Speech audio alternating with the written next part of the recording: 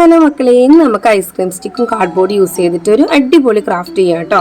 ഇത് waste material ക്രാഫ്റ്റിൽ വരുന്നതാണ്. അപ്പോൾ നമുക്ക് ഒരു പേപ്പർ ഇതുപോലെ ഒരു വീടിൻ്റെ ഒക്കെ ഒരു ഷേപ്പിൽ കട്ട് ചെയ്തെടുക്കാം. ഇതേ ഷേപ്പിൽ നമുക്ക് കാർഡ്ബോർഡിൽ ഒരേ അളവിൽ 3 കട്ട് ചെയ്തെടുക്കണം.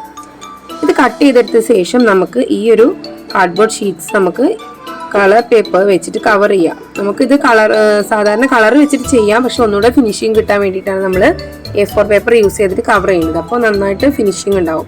പെയിൻറ് ചെയ്യുന്നതിനേക്കാളും ഭംഗി ഉണ്ടാവും നമ്മൾ പേപ്പർ വെച്ച് കവർ ചെയ്യുന്ന സമയത്ത്. ഇനി നമ്മൾ നന്നായിട്ട് കവർ ചെയ്ത് ഒട്ടിച്ച് കൊടുക്കുക. ഫെവിക്കോൾ യൂസ് ചെയ്തിട്ടാണ് ഒട്ടിക്കുന്നത്.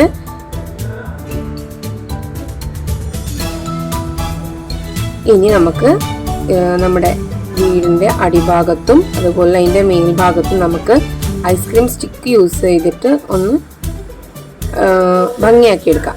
ഞാൻ ഫെവിക്കോൾ വെച്ചിട്ട് തന്നെയാണ് ഈ ഐസ്ക്രീം സ്റ്റിക്കും സ്റ്റിക്ക് ചെയ്തെടുക്കുന്നത്. നമുക്ക് 3 വീടിൻ്റെ ഷേപ്പും അതുപോലെ തന്നെ ചെയ്തെടുക്കാം.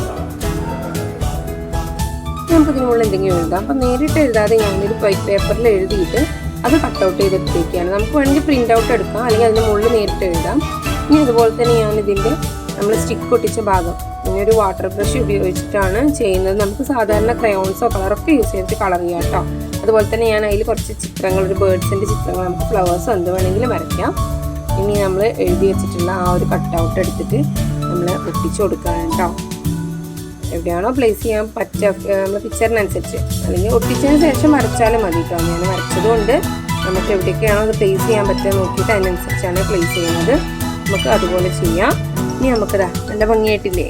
അപ്പോൾ ഇതിൻ്റെ അടിഭാഗം ഒരു പ്ലെയിൻ ആയിട്ടിരിക്കുന്നുണ്ടല്ലേ. അപ്പോൾ ഞാൻ വെച്ച് കുറച്ച് പിസ്താ ഷെൽസ് യൂസ് ചെയ്തിട്ട് അവിടെ 3 വെച്ച് ഒന്ന് പ്ലേസ് ചെയ്ത് കൊടുക്കാമെന്ന് വിചാരിച്ചു. അപ്പോൾ ഞാൻ ഈ പിസ്താ ഷെൽ ഇതുപോലെ വെച്ച് കളർ ചെയ്യാൻ പോവാണ്. അപ്പോൾ ഒന്നും കൂടി ഭംഗിയായി എന്ന് തോന്നി എനിക്ക്. ഇനി നമുക്കിത് ഒന്നിപ്പിക്കണ്ടേ. അപ്പോൾ നമുക്കിതിന് ഞാനൊരു ബ്ലാക്ക് ചരടാണ് എടുത്തിട്ടുള്ളത്. ആ ചരട് ഒന്ന് ഒരേപോലെ ഈക്വലായിട്ട് ഒരേ ഭാഗത്ത് വെച്ചിട്ട് ഞാൻ ഫെവി ബോണ്ട് വെച്ചിട്ടാണ് സ്റ്റിക്ക് ചെയ്യുന്നത്. ഫെവിക്കോൾ ആയാൽ ഒരുപാട് സമയം എടുക്കും. അപ്പോൾ ഞാൻ ഫെവി ബോണ്ട് വെച്ചിട്ടാണ് സ്റ്റിക്ക് ചെയ്യുന്നത് കേട്ടോ.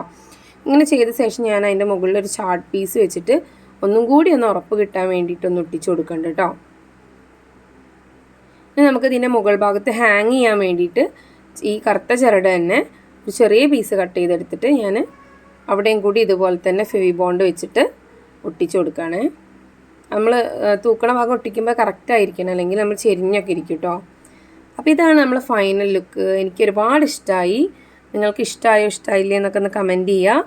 ഇഷ്ടമായാൽ ലൈക്ക് ചെയ്യാനും ഷെയർ ചെയ്യാനും അതുപോലെ തന്നെ മറക്കാതെ സബ്സ്ക്രൈബ് ചെയ്യാനും വിട്ടുപോകരുത് കേട്ടോ. Thank you.